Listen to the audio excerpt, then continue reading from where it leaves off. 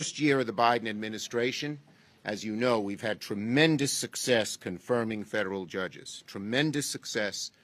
We have confirmed more judges to the federal bench, 43 as of this morning, than any president in his first year since Reagan. And that's a big accomplishment. These are, of course, lifetime appointments.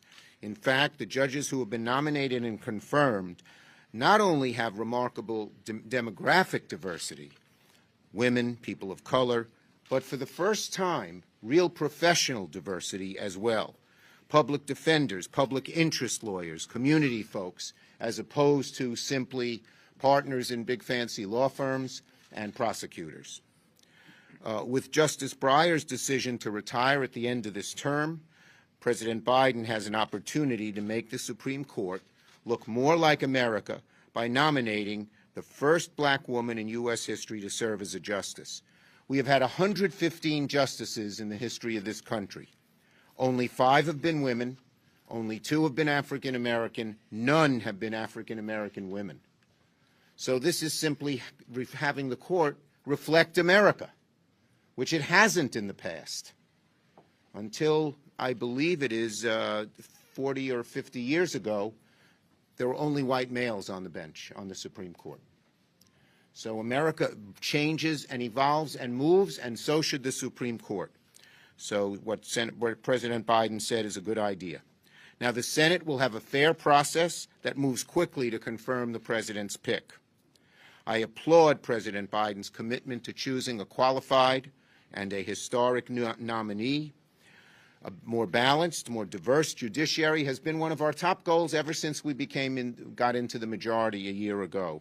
And we are achieving that, and now we will achieve that, hopefully, at the Supreme Court level as well. The more Americans look at our courts and see people who look like them and come from the same backgrounds and share similar experiences, the better off our justice system and our democracy will be. This week, Senate Democrats are working to confirm even more of President Biden's highly qualified nominees. And in the theme of continuing our success from 2021 into 2022, Democrats are focused on passing legislation that directly helps American families.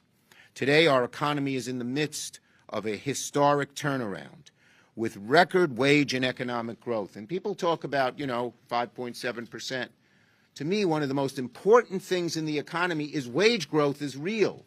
For decades, economists and average folks decried the fact that wage growth was flat. In fact, some of the statistics I've seen show that for about 75% of all Americans, there was no real growth between 2000 and 2020. But now wages are going up. And the second prong of that, getting wages up, is getting costs down. And we Democrats are focusing on getting costs down. In 2021, we responded to the COVID crisis by passing the American Rescue Plan 2 months into the president's term. Of course, we passed a historic infrastructure package that's putting people to work, fixing our roads, our bridges, our highways. And now we're focused on doing more to help families get ahead and stay ahead. Our focus, to help those not into the middle class to get there, giving them the ladders up they need. To those in the middle class, to keep them there and to alleviate their anxiety that they won't stay there. And that's what we're doing. Now, the House is now joining the Senate to pass legislation that will help businesses struggling with strained supply chains. The chip shortage has raised the prices of cars, of appliances, of iPhones. And our bill, USICA, will do that. It also does something else very important to the American people. It says we want the jobs in America, not overseas, in China or Germany or anywhere else. We want them in America, in America. USICA will help make investments on Main Street. You've already seen what happened in Ohio. And it brings good-paying jobs back to the United States. So the continuing push by Democrats and by the Biden administration to have wages go up instead of stay flat is there. We're continuing also to pursue legislation that will lower the cost of prescription drugs and cap the cost of insulin. Instead of $600 a dose, it could go back to $36 a dose.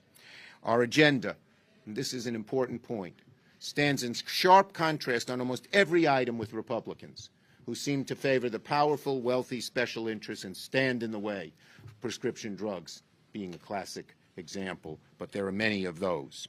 So, while we got a lot done in 2021, we're not resting on our laurels. We're going to keep working on these important issues. Senator Murray. Well, thank you.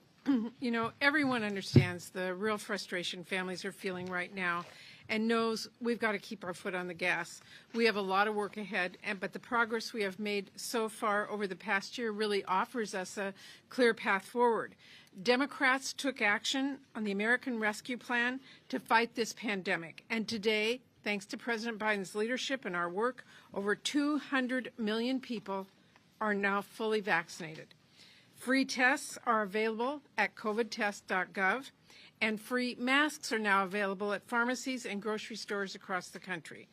Last year, following historic investments in our nation's infrastructure and in our families and communities, our economy grew faster than it has in nearly 4 decades, and unemployment dropped back below 4%. Thanks to support for schools to get tests and masks and improve ventilation and meet our students' needs, schools are now in a much stronger position today to safely stay open for in-person learning. And following the efforts we took to lower costs, a record 14.5 million people got health care through the federal exchange last year, and they saved on average over $2,000 a year. We've also saved pensions that workers and retirees rely on from devastating cuts. Now, none of this was a given. It's not the result of chance. It was the result of action and leadership. That is important to remember because what happens next is not a given either. Whether we build on the progress for families or lose it, it's a question of will. Democrats want to press forward with additional action in Build Back Better to bring down our health care costs, especially drug costs, bring down child care costs, and address the climate crisis and more. We also want to make our nation competitive and make prices less reliant on foreign manufacturing, which is why we are working to pass legislation to strengthen our supply chains, ensure the technologies of the present and the future are made and developed right here in the U.S., and create more good-paying jobs, more investment, and greater economic prosperity for our families. This is especially important in my home state of Washington, which is already the home of premier research institutions, technology and aerospace leaders, and growers and producers that are constantly competing on the world stage. Democrats also want to improve our response to this pandemic and future health crises, to protect the right to vote, the cornerstone of our democracy. And of course, we are all excited to work with President Biden and take an historic step in ensuring that our nation's highest court truly reflects the diversity of its people by confirming the first black woman to the Supreme Court. The past year has shown what a difference the choices we can make have for our nation. I know this has been a really impossible time for so many Americans, and we have a lot more work to do to build on the steps we've taken so far so we can end this pandemic, rebuild stronger and fairer, and give people back the certainty and stability in their lives they want. In the year ahead, Democrats are going to continue to focus on solutions, and we will work around the clock to deliver. Senator Stabenow. Well, thank you very much. First, let me say, because today is the first day of Black History Month, what an exciting time this is, and to know that in this month, President Biden will be nominating the first black woman to the United States Supreme Court, and that we in the Senate are going to have the opportunity to confirm her. So it's a very exciting time. And it's also an exciting time for the economy, because President Biden and Democrats are getting the economy back on track. Every kind of number shows that. And a strong economy means strong families and strong communities, and frankly, a strong future for all Americans. Democrats worked with President Biden to pass the American Rescue Plan, no small feat. Getting shots into arms, getting kids back into classrooms, and getting our economy moving again. And it is working. When President Biden took office, 18 million people were unemployed. 18 18 million people. Today it's 2 million people on unemployment. We've helped businesses create 6 million jobs, the greatest year of job growth in American history. In American history.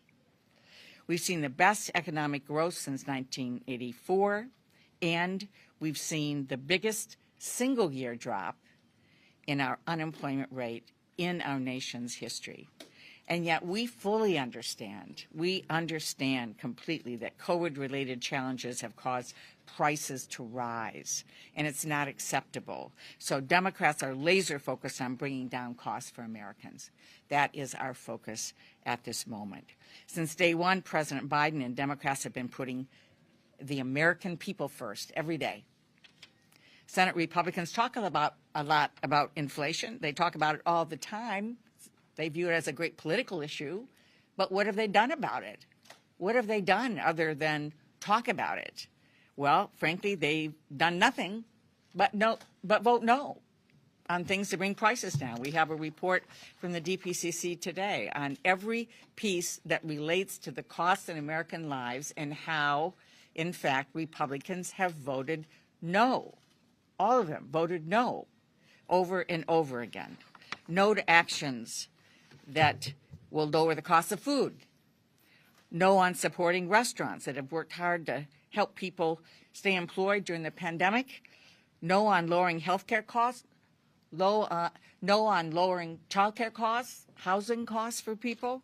No on lowering heating costs for people. They even voted no on the largest tax cut in a generation for American families with children. Republicans are way too busy standing up for big corporations who are actually price gouging Americans while making record profits. So we, Democrats, are laser focused on lowering costs and continuing the strongest economy in 38 years. Thank you. Senator Blumenthal. Thank you. Member of the Judiciary Committee. Thank you. Also a member of the Commerce Committee and chair of Would you like this. to name your other committees too?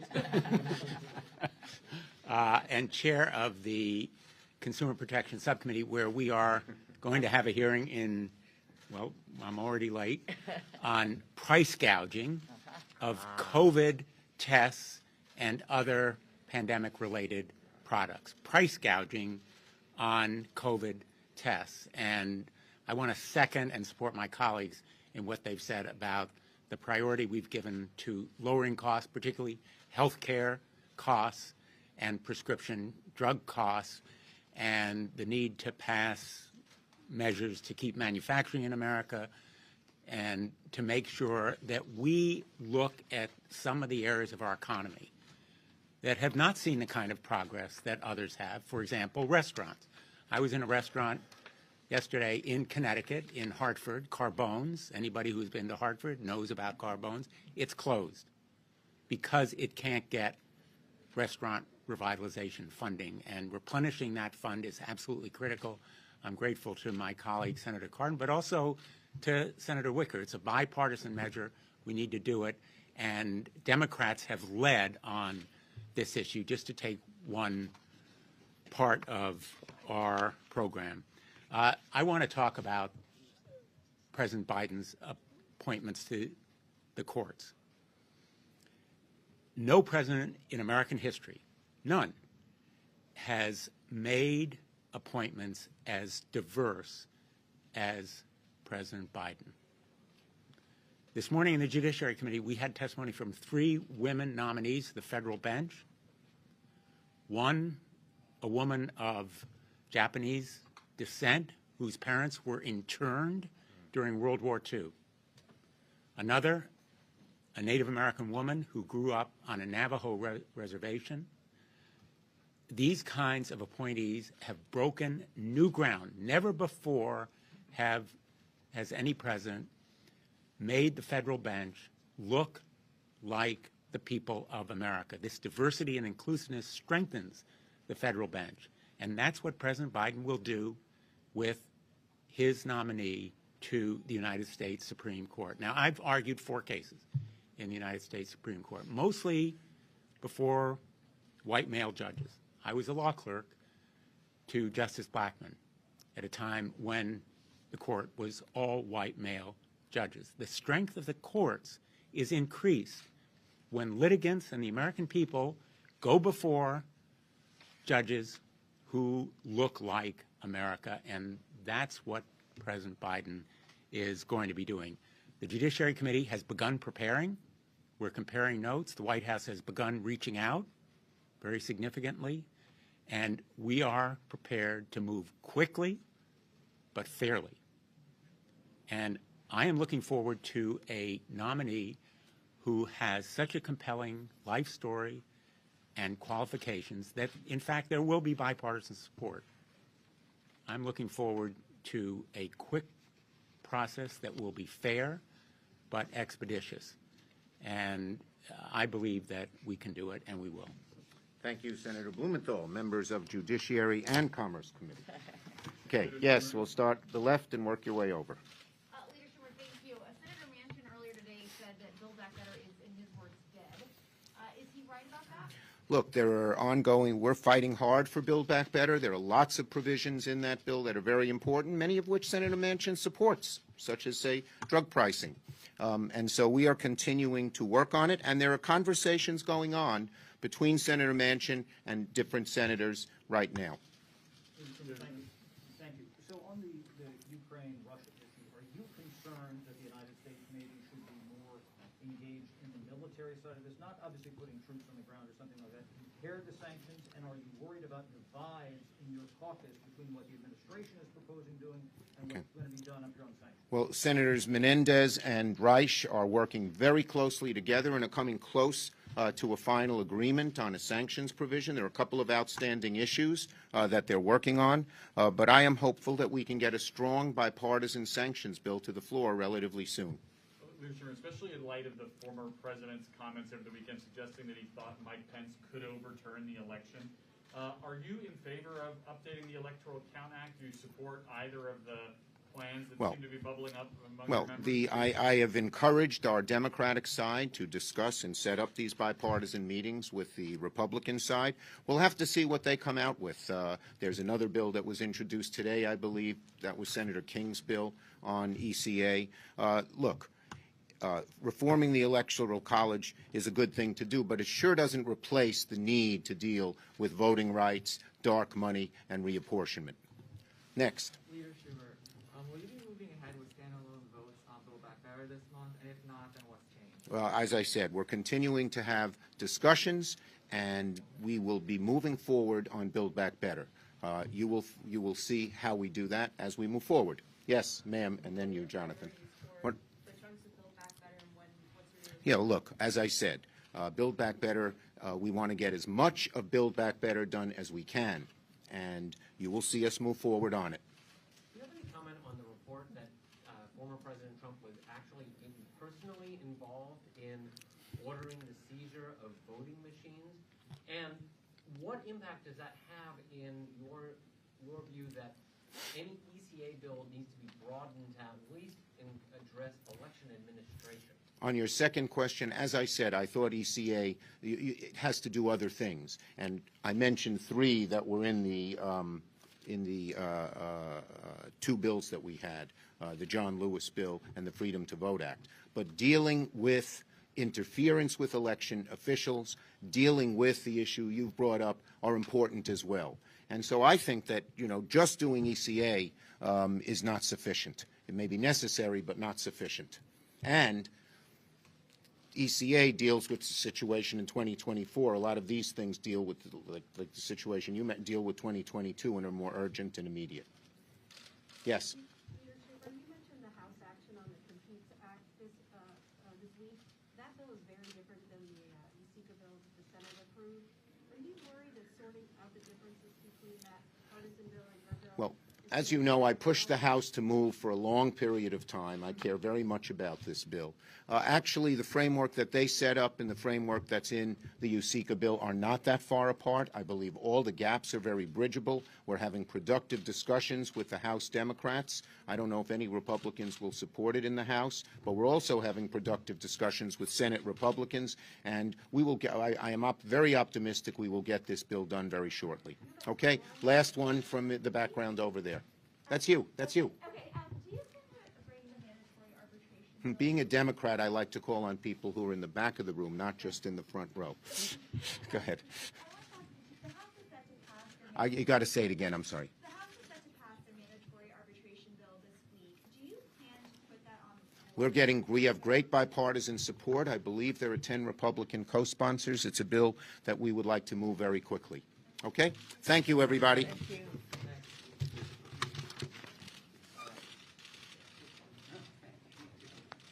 Okay, Richard. Well done. Are you on the Post Office and Civil Service Committee? No. In the old days, the worst committee to get on was the Post Office and Civil Service Committee. If they gave you that one, they weren't